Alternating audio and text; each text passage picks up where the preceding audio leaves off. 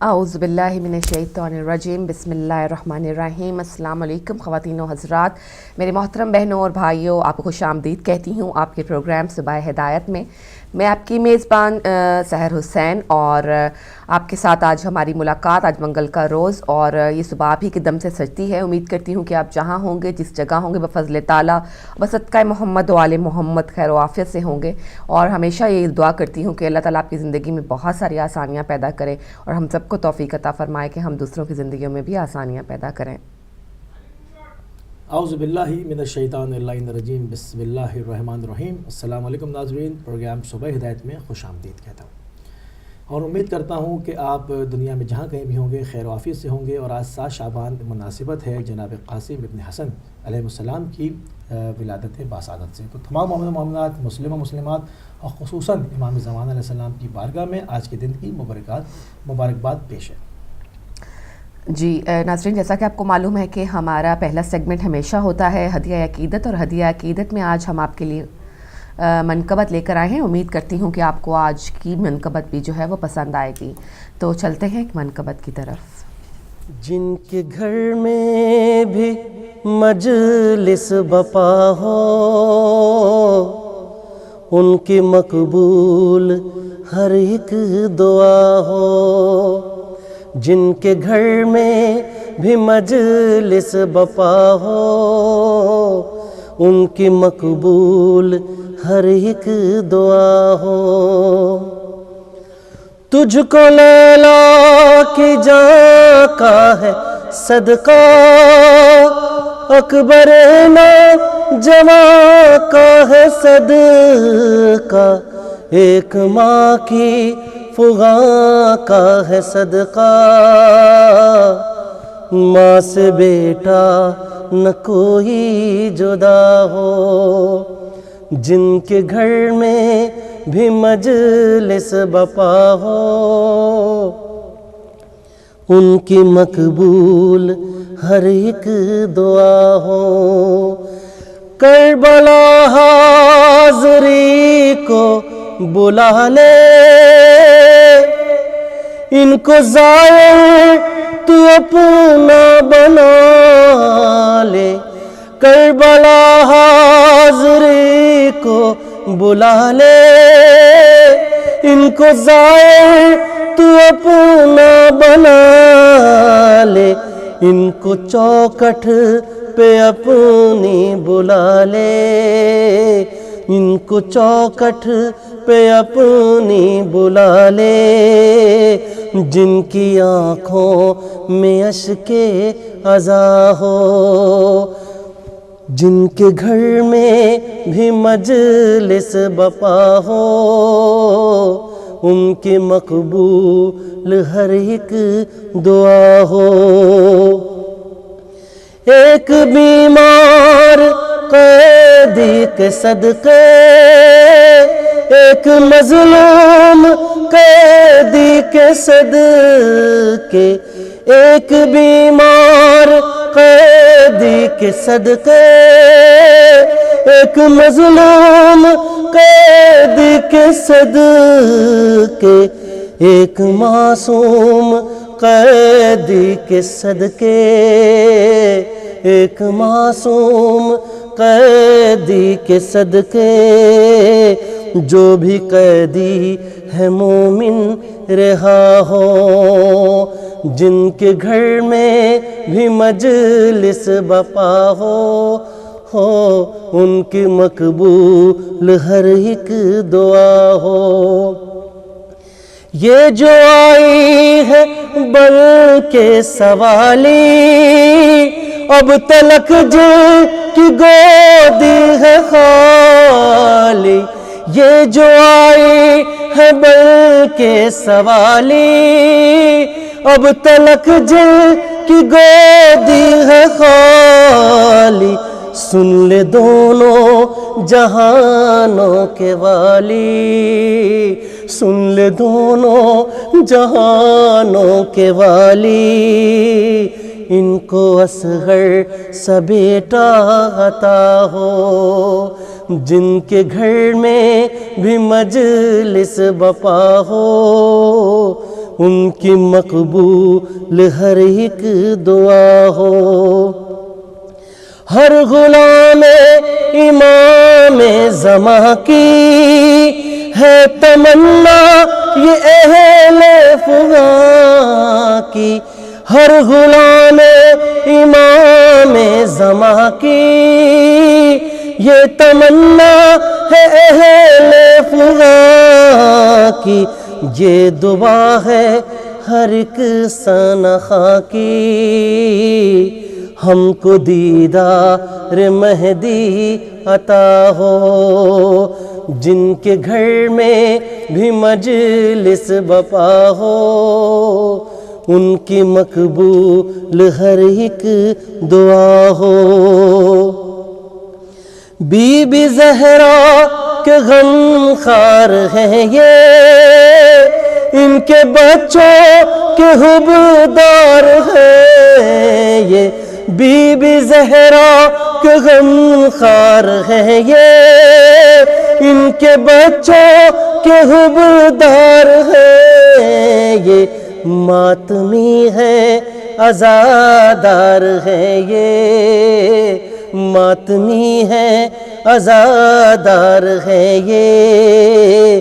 ان کی مقبول ہر ایک دعا ہو جن کے گھر میں بھی مجلس بپا ہو. ان کی مقبول ہر ایک دعا ہو. بندگی کا صلہ کیا میں مانگوں اجر مدح ثنا کیا میں مانگوں. بندگی کا صلہ کیا میں مانگوں اجر مدح ثنا کیا میں مانگوں. میرے مولا میں کیا تجھ سے مانگوں میرے مولا میں کیا تجھ سے مانگوں. دے دے سجاد کو جو رضا ہو جن کے گھر میں بھی مجلس بپا ہو ان کی مقبول ہر ایک دعا ہو.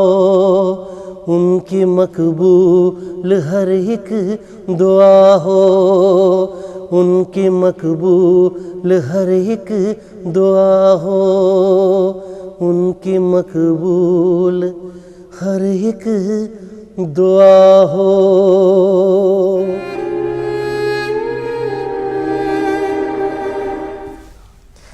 جی ناظرین، امید ہے کہ آپ کو آج کا جو کلام ہے ہدیہ عقیدت ہے وہ بھی پسند آیا ہوگا.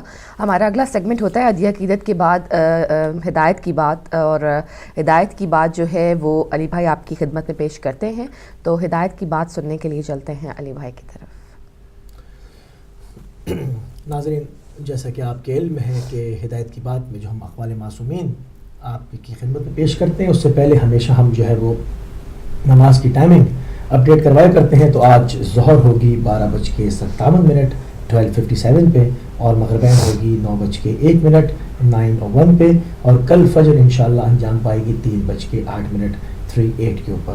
تو یہ تو تھی نماز کی ٹائمنگ، امید ہے کہ آپ نے نوٹ فرما لی ہوں گی. تو اس کے بعد ہم شروع کریں گے نبی کریم صلی اللہ علیہ وآلہ وسلم کی ذات گرامی سے. آپ فرماتے ہیں کہ ایک وقت آنے والا ہے کہ جب لوگ نیکی پر شرم اور گناہ پر فخر کریں گے. اللہ اکبر. آپ دیکھیں کہ کس طرح سے 1400 سال کے بعد کی خبر دے رہے ہیں، اور اس وقت مطلب آپ ابھی بھی اس حالات میں رہتے ہوئے اگر آپ دیکھیں کچھ عرصے پہلے جو لوگ تھوڑا سا اوور ایج ہیں، اگر وہ اپنا بچپن یا اپنے جوانی کے ایام کو یاد کریں تو معاملہ کچھ ایسا نہ تھا، مگر اب ایسا لگتا ہے کہ شاید کہ ہم اس دور میں جو ہے وہ داخل ہو چکے ہیں کہ اب یہ وہ وقت ہے جس پہ نیکی کے اوپر لوگ شرم کرتے ہیں اور گناہ کے اوپر فخر کرتے ہیں، اور فخریہ بتاتے ہیں کہ ہم نے جو ہے وہ یہ کام انجام دیے، بلکہ اس کو معصیت خدا نہیں کر ڈالتے. یہی حقانیت ہے، یہی تو وہ تمام چیزیں ہیں جو کہ ثابت کرتی ہیں کہ وہ ہم جیسے نہیں ہیں. حالانکہ وہ پردوں کے باہر دیکھ رہے ہیں، وہ زمانوں کو دیکھ رہے ہیں، زمان و مکان سے ماورا جو ہے وہ کلام کر رہے ہیں. ایک اور قول جو کہ مولا امیر المومنین سے ہے شامل کروں گا. آپ فرماتے ہیں زندگی میں اگر برا وقت نہ آئے، زندگی میں اگر برا وقت نہ آتا تو اپنوں میں چھپے ہوئے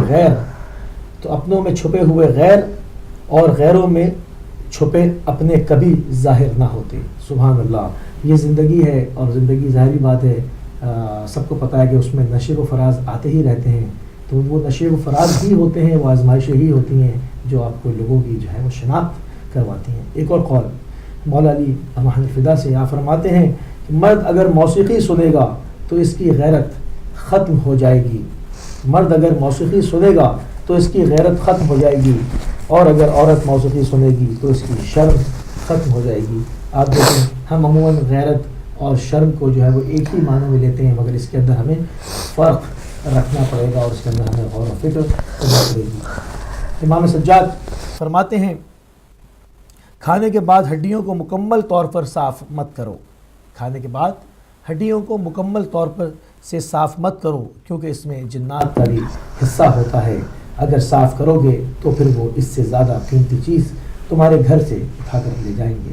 آپ دیکھیں ہم لوگ بعض چیزوں، کیونکہ جو کلام خدا ہے وہ حق ہے، اس کے اندر تمام مخلوقات کا ذکر ہے، اجنہ کا بھی ذکر ہے، ہم سنتے ہیں، بعض لوگ یقین کرتے ہیں، بعض لوگ ان چیزوں کو یقین نہیں کرتے، مگر میں نے قول اسی لیے پیش کیا کہ آپ دیکھیں کہ جو چیزیں قرآن کے اندر درج ہیں، جو اس کی آیات ہیں، وہ بالکل عین حق ہیں۔ آپ دیکھیں کہ وہ سلسلہ بعد میں آنے والا، چاہے وہ انبیاء کا سلسلہ ہو یا امام معصومین کا ہو، وہ کبھی بھی اس راہ سے جو ہے نہیں ہٹتے، اس کے اوپر مکمل کلام ضرور کرتے ہیں۔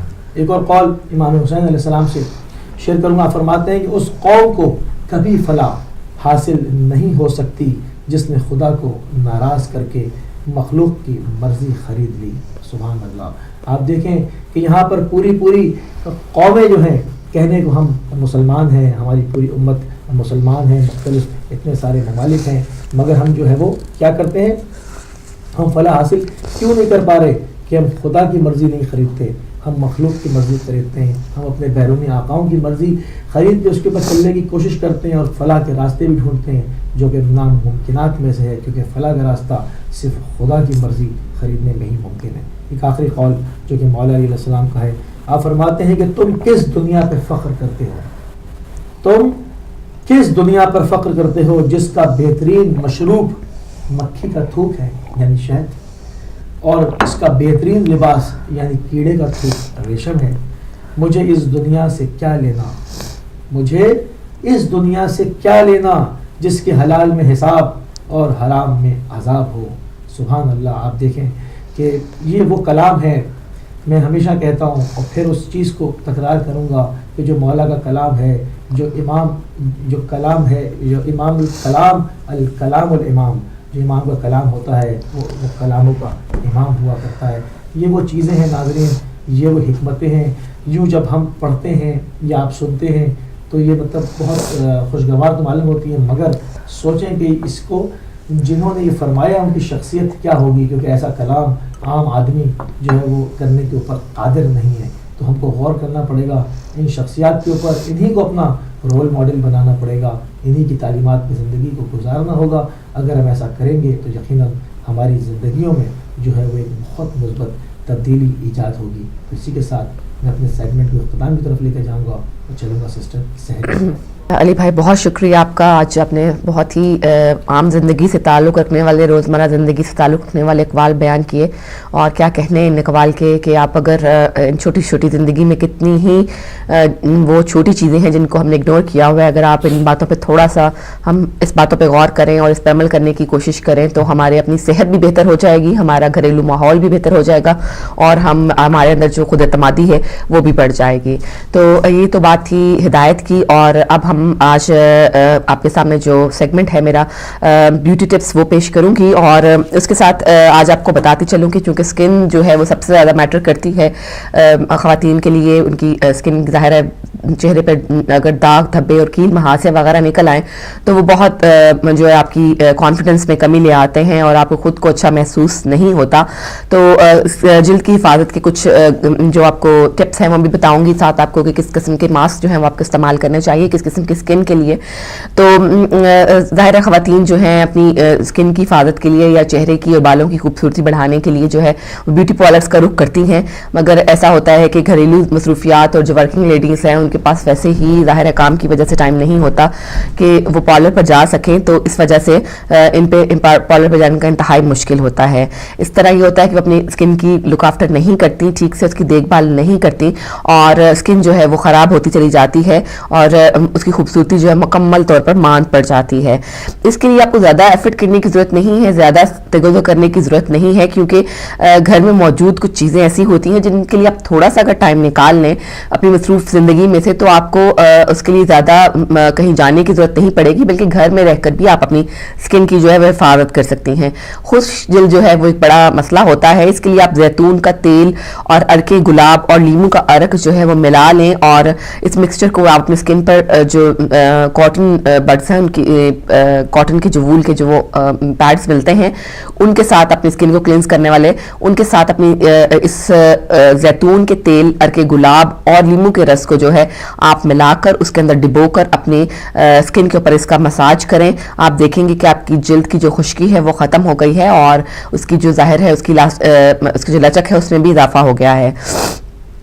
ملتانی مٹی, گلاب کا عرق اور ہلدی یہ آپ ملا لیں, پھر اس میں تھوڑا سا کھیرے اور لیموں کا رس بھی آپ اس میں ملا لیجئے. اس سے چہرے کی جو جھریاں ہیں, فائن رنکلز ہیں, وہ ختم ہو جائیں گی اور آپ کا چہرہ جو ہے وہ بارونق ہو جائے گا. ہلدی تو ظاہر ہر گھر میں موجود ہوتی ہے, چندن بھی دکانوں سے جو ہے وہ آسانی سے دستیاب ہوتا ہے. ہلدی اور چندن کو پیس کر جو ہے آپ گھر میں خود اپٹن بنا لیجیے, اس طرح وہ کیمیکل سے محفوظ ہوگا. آپ کا گھر کی چیز بنائی ہوئی, آپ کو پتا ہے کہ آپ نے اس کے اندر کیا ڈالا ہے. یہ ہر قسم کی کیمیکل ریئیکشن سے اور ہر قسم کی الرجی سے ظاہر آپ کو محفوظ رکھے گا. اس لیے ہلدی اور چندن کو پیس کر آپ گھر میں اپٹن بنا لیں اور اس اپٹن سے جو ہے آپ چاہے تو چہرہ صاف کریں اور چاہے اپنا جو جسم پر بھی اس کو لگا سکتے ہیں. جائفل جو ہوتی ہے گھروں میں گرم مسالے میں پائی جاتی ہے, جائفل کو پیس کر آپ دودھ میں ملا لیں. جائفل کو پہلے گرائنڈ کر لیں اچھی طرح, پھر اس کو تھوڑا سا ایک چمچ دودھ لے لیں اور اس کے اندر ملا لیں اور اب اسے چہرے پر لگائیں یا پیسٹ کی صورت میں یا ماسک کی صورت میں, اور کچھ دیر اس کو جو ہے آپ لگا رہنے دیں. اس سے کیا ہوگا کہ آپ کے جو اسکن کے داغ دھبے ہیں وہ دور ہو جائیں گے. اور لیکن ظاہر ہے کہ اوور نائٹ آپ کو کوئی بھی رزلٹ نہیں ملتا, آپ کو ہفتے میں 1-2-3 دفعہ ان چیزوں کا استعمال کرنا پڑے گا. تو جلدی آپ جو ہے وہ اس جو مشکل ہے آپ کی چہرے کی اسکن کی وہ سے آپ نجات پا لیں گے. دودھ کی بالائی کریم میں یعنی کہ اگر آپ تھوڑا سا لیموں کا رس ملا کر لگائیں تو اس سے بھی جلد کو جو ہے وہ کافی فرق پڑتا ہے اور جلد کی ایک تو ڈرائی نہیں ہونے پاتی اور دوسرا اس کی جو نیچرل اس کے اندر آئلز ہوتے ہیں ان کو بھی وہ برقرار رکھنے میں مدد دیتے ہیں. بات ہم کریں گے آج خوبصورتی بڑھانے کے لیے اسکن کی بادام کے استعمال کی.